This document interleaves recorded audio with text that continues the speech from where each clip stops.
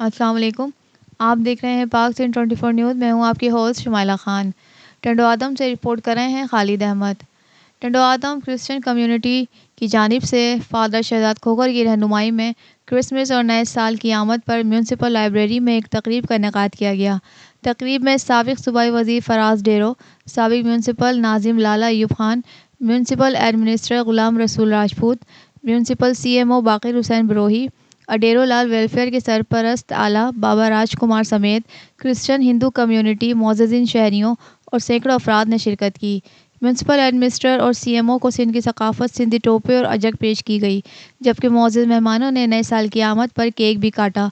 तकरीब में बच्चों ने क्रिसमस और नए साल की आमद पर टैब्लो और मजहबी गीत पेश करके क्रिसमस और नए साल की आमद को भरपूर खुशी से मनाया।